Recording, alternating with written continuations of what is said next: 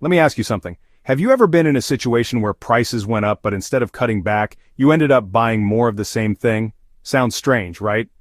Almost against common sense. But here's the twist. This actually happens in economics, and it's not just theory. It's real, it's rare, and it affects the poorest people the most. Normally, economics is simple here. When prices go up, we buy less. When prices go down, we buy more. Economists call this the law of demand. Think about coffee. If your favorite cup suddenly cost double, most people would cut back. Some would brew at home, some would switch to tea. It's logical, it's predictable, that's the rule. But then, there's this weird exception. A tiny crack in the rule book. A case where people actually demand more when prices rise. Economists call it the Giffen Paradox. It's a case where people end up buying more of a product when its price increases.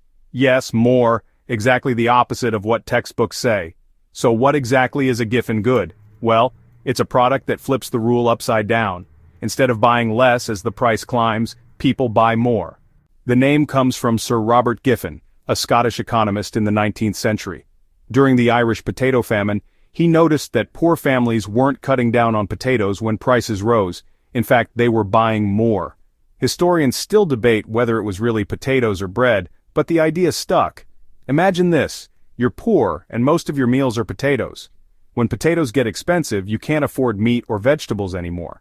So, oddly enough, you end up eating even more potatoes just to survive.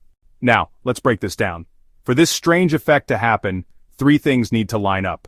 The good has to be inferior. Not bad inferior, but in economics it means people buy more of it when they're poorer. Rice, bread, potatoes, things you eat because you have no choice. It has to take up a huge part of your budget. If a poor family spends 70% of its money on rice, even a small price rise changes everything. The income effect has to beat the substitution effect. Usually when prices go up we substitute, like, forget coffee, I'll switch to tea. That's the substitution effect. But here the income effect dominates.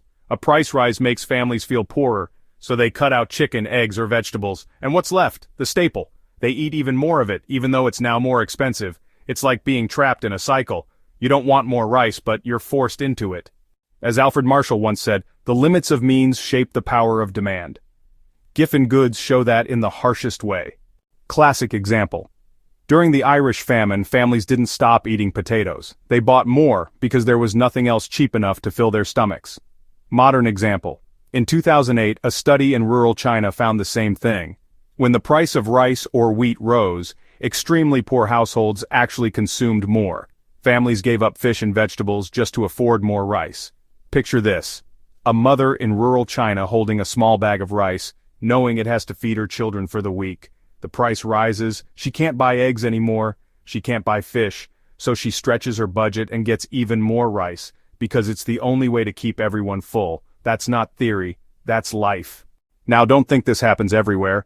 Giffen goods are rare. Why? Because most of us have choices. If bread gets expensive, we can switch to rice, pasta, oats, or something else. For most people, the substitution effect is stronger.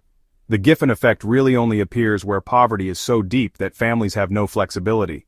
They don't have options, and that's why it's rare and heartbreaking. So, what can we learn from this? Policy solutions. Governments trying to fight hunger can't just lower staple prices. If they don't support access to other foods, families will stay trapped in this cycle. Subsidies on protein, vegetables, or milk might help more than just making rice cheaper. Personal finance perspective. Even in our own lives, it's a reminder. Sometimes we chase the cheapest option, thinking we're saving. But if it means sacrificing variety, nutrition, or quality, we might be losing more than we gain. Business lessons. Companies targeting low-income markets need to understand why demand sometimes rises when prices go up. It's not luxury spending, it's survival. Recognizing this helps build fairer pricing strategies. Key takeaways. The law of demand is strong but not absolute. Giffen goods are rare exceptions where higher prices force people to buy more. They happen under specific, painful conditions: poverty, reliance on inferior goods, and no alternatives. And most importantly, they remind us that economics isn't just graphs and charts. It's about people. As Adam Smith said, no society can surely be flourishing and happy, of which the far greater part of the members are poor and miserable. The Giffen Paradox isn't just an economic curiosity, it's a mirror showing us the struggles of millions. So, next time you see prices rising, ask yourself, Would people really buy less, or could poverty push them into buying more? Economics can explain a lot, but at its heart, it's about people making tough choices in tough times, and that's why this paradox matters.